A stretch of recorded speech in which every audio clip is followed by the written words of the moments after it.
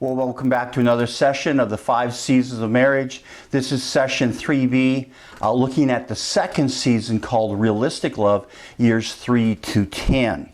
Okay, we talked about the first, the first task of this second season, which is hanging on to love after reality strikes. Now we want to look at another task, which is to recognize hidden agendas or hidden expectations and agendas.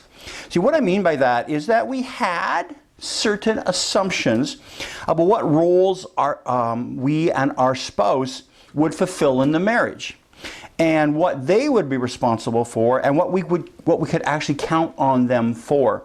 And all marriages have one or more unwritten secret expectations and hidden agendas. Hidden expectations and agendas are like the fine print in a marriage contract that no one ever reads, right? It's like that little fine print of any contract. You just don't buy it, just click, I accept. Very rarely do these hidden agendas surface during the first season. But if they do, then our romantic love tends to just obscure them, and so we don't really recognize them. See, that's why premarital counseling is so very, very important, but you know it's never enough, because no matter how you try to prepare for your marriage relationship, at least 80% of the issues that you face in your marriage fail to surface before the wedding day. We don't ever see them because we don't know each other well enough yet. We haven't interacted with each other enough. So it's now during the second season of marriage where those hidden things tend to appear.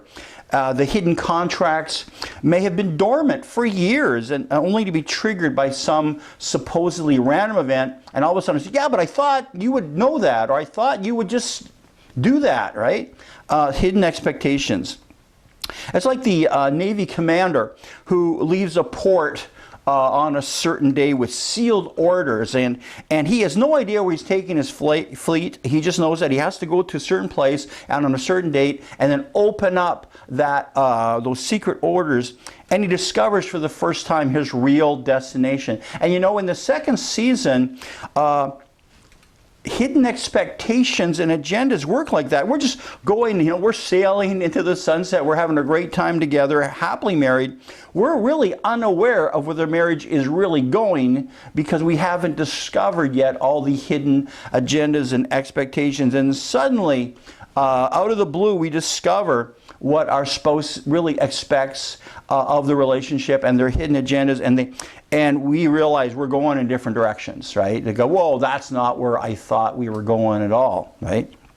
It's probably good that a lot of our subconscious contracts and agendas and expectations remain sealed until the marriage begins to mature. Because if we knew all about our spouse completely and all of their expectations and agendas and all of their brokenness, I doubt that we would perhaps become so disillusioned we may not want to ever marry. Okay? And I think God in His grace gives us a sense of blindness in the first few years because He really wants us together for a purpose, as we discovered in the first task. So what are some of these hidden expectations and agendas that may arise? Well, my spouse will always have a good job. Sounds good. Sounds reasonable. My spouse will always support me and encourage me and make me feel special all the time. My spouse will always admire me no matter what. My spouse will always look like they do now. I don't think so. My spouse will meet my need for security. My spouse will meet my need for companionship. My spouse will meet my need for significance. My spouse will meet my need for excitement. My spouse will meet my need for whatever. You can fill in the blank. And marrying my spouse will get me out of my difficult family situation. I'll never have to deal with it again. I don't think so. And in the second season, these hidden expectations and agendas start to become exposed. So how do we succeed at recognizing and dealing with hidden agendas and expectations? Well, number one, we have to identify, discuss, and negotiate hidden expectations, agendas as they arise. We have to identify them, discuss them, and then negotiate them. Okay? Every time a hidden agenda is exposed by some sort of conflict, we should sit down and discuss the expectation that was not being met, right? Because that's what most conflict's about. An expectation is not being met. So we say, well, is it reasonable? That expectation, is it really reasonable? I know I can't always be your Savior. No, it's not reasonable. Is the spouse even able to meet that expectation? You know, some expectations, like for example, well, my husband will do all of the finances in the marriage. Well, what if he's totally clueless about the finances, right? We can't always even reasonably meet certain expectations. Some expectations and agendas need to be understood and worked on. Other expectation agendas need to be understood and repented of because they're totally unrealistic, and even removed from the marriage, some of them. See, we will never completely fulfill our spouse's need for security, companionship, or significance. Only God can do that. And how dare we try to force our spouse to be God to us, right? I'll say that again. We will never completely fulfill our spouse's need for security, companionship, or significance. Only God can do that. A second thing we can do is adjust our expectations. We may need, well, yes, we will need to adjust some of our expectations. Our spouse may never be talented at cooking or at maintenance or home renovations or whatever. But, you know, we can choose to love them anyway and adjust our expectation to something that is more reasonable based upon who they are, their gifts, talents, and abilities. You know, my wife is an incredible mother. She's an incredible seamstress. She's so talented at making things, so creative. But she is very, very weak at organizing pretty well anything. And so I had to lower my expectations in that area of her life and support her, and even, you know, but really compliment her and applaud her when she could even do a reasonable job. But man, when it comes to other things, she far surpasses any of my expectations. And I honor that the way God created her. So adjust your expectations. Another thing, we can commit to each other's successes, because the true purpose of marriage is for husband and wife to come together and use our combined gifts and talents and abilities to serve God for a specific purpose or purposes. And so we need to discover that purpose or purposes and then do our best at making each other successful in what we're called to do. And so if we make a commitment to making our spouse successful in fulfilling their purpose, that will go a long way to make the marriage healthy and strong. So that's the second task, to recognize hidden expectations and agendas. The third task is to renew our commitment to marital faithfulness. See, because this second season is a season of high vulnerability for an affair. It's in the season that a couple has not yet developed a deep sense of intimacy towards one another, or for that matter, being comfortable perhaps with intimacy and responsibility in the marriage relationship. And here the man or the woman may be struggling with their spouse's control issues, or as well as the financial and the career pressures and the kids, and for some a fear of true intimacy even. And so an affair usually represents an escape from intimacy, as well as an escape from all the responsibilities of marriage. And an affair then offers them acceptance and false intimacy with no responsibilities. The person in an affair offers approval of this harassed marriage person and accepts them without any conditions. There's no worry about who's going to take out the garbage or who handles the finances. Control issues are not a problem usually with affairs. Persons involved in an affair need not deal with boredom or everyday minor crises. And so an affair is a popular temptation and seems to be an easy way out. And so facing these issues is the hard work of marriage. And yet these issues, when we do face them, they will provide and create a special, rich kind of intimacy when they are faced. The bottom line of every marriage contract is the bottom line of any contract. Two entities helping each other to succeed and move forward together. So how can we renew our commitment to marital faithfulness? Well, number one, we can talk out our frustrations and pressures. Share with your spouse how you're feeling overwhelmed and if there's anything that can be done. Share your sense of frustration at maybe your responsibilities, and maybe some things can be farmed out to even outside people. Let your spouse know what's frustrating you. Take turns compromising so that we can carry our part of our spouse's, or a part of our spouse's, responsibilities. Anyway, many creative ways to take some pressure and frustration out of our responsibilities. Second thing we can do is develop new excitement in our marriage. Plan a romantic trip or cruise together.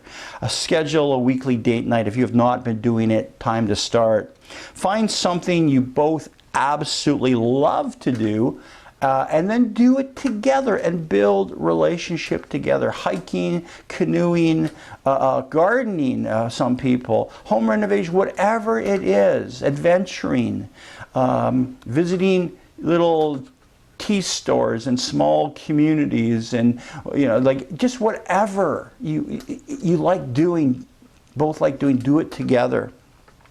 Develop new excitement in the marriage. Number three, folks, refuse to use the word divorce. You see, in my experience from counseling couples, whenever divorce is considered to be an option, it will eventually become the option, okay? Even if it's the last option, it will eventually become the first option.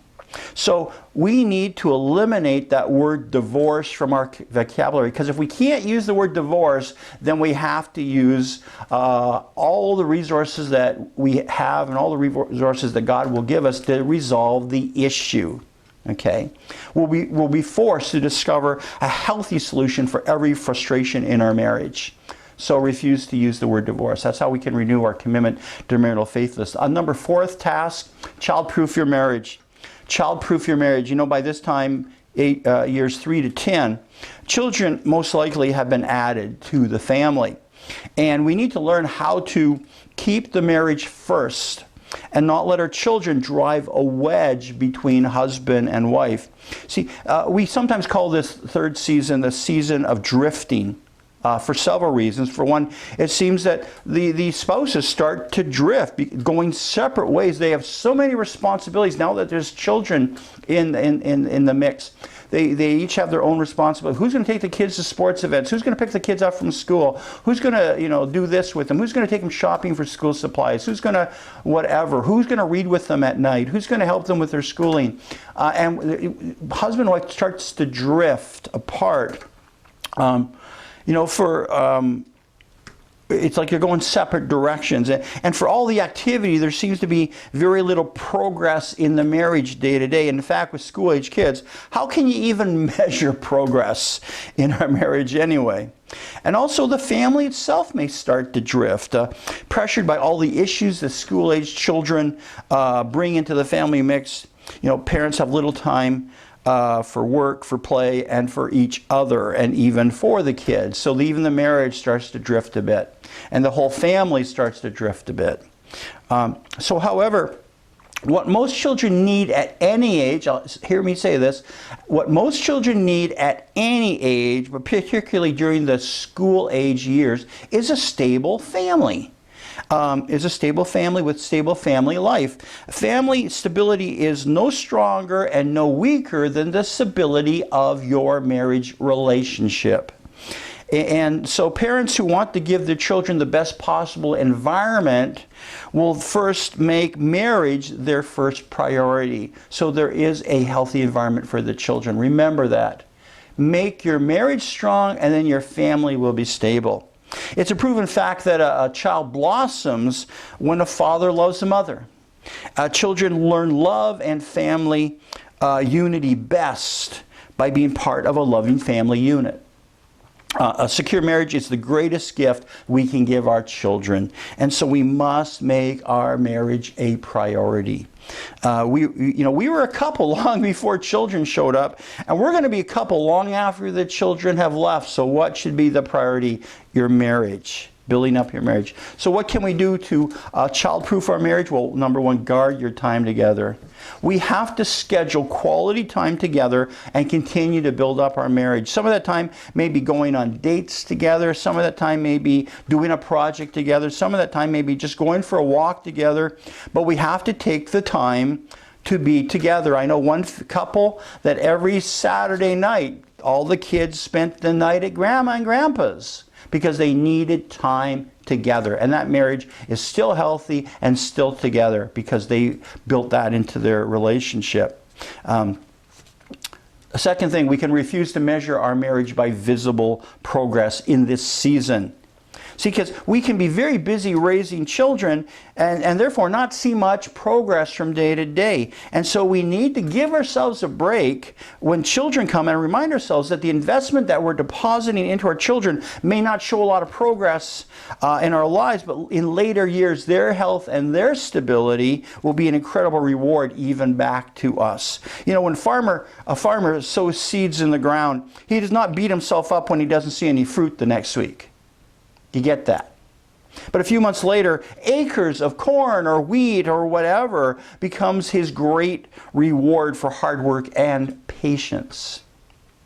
One more task after childproofing your marriage is to write a new marriage contract. Now, what I mean by this is not tear up your marriage certificate and make a new one. What I mean by this is that in every season, but especially in the second season, we may have to change the way we relate to each other.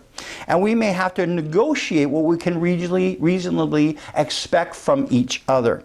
And so we need to get rid of all of our faulty expectations and our faulty assumptions. And we need to we may need or will need to reestablish our relationship from man and woman to a more peer relationship, meaning two equals or two partners in marriage. We have to change the way we do our marriage contract, like in terms of relationship, not in terms of a piece of paper. So what can we do? Well, we can reevaluate responsibilities and expectations. We have to, again, address the issue about who's in charge of what. Who will do the raising and the disciplining of the children? Who will do that, and how will we do that? Will date night need to change to a date morning or a date noon or whatever, or date Saturday? How will we meet each other's reasonable needs? And we need to look at all of those things that will need to change in this second season in order for the marriage to continue to grow and be healthy. So really, that's a big one. Write a new marriage contract and reevaluate responsibilities and expectations as you enter into the second season of love and of realistic love. I'll say that. The second season of realistic love, and start to change the way you relate to each other so that you can get through the second season, because there's kids in the mix, there's career in the mix, there's home renovations now in the mix, there's so many things in the mix. You will have to change your responsibilities and expectations and assumptions in your marriage. My assignment for you, actually let's summarize first.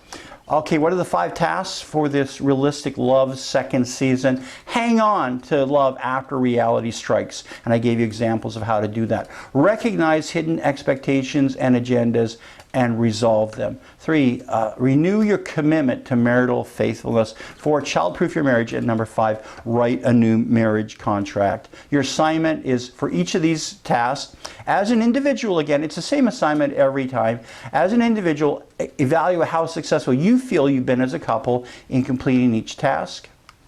Write down any tasks that you feel are incomplete and how you feel they've affected your relationship, especially in a negative way. Make a list of reasonable strategies that you feel you can work on as a couple to complete every outstanding task. And then finally, sit down with your spouse and prayerfully discuss your findings and come to agreements on how you as a couple can begin to complete all unfinished tasks. Hey, we want to get you through the second season. I have a number of wonderful couples that I know that are in the second season, and it's becoming tough, and I really want people to take this seriously. Work on these things that you can have a strong second season of marriage from years 3 to 10. Next time we're going to look at the third, it's session 4, but it's the third season called Relaxed Love, and we're going to start to look at why that is so and what we can do, what things we have to do in that third season. So God bless you. Hope to see you next time.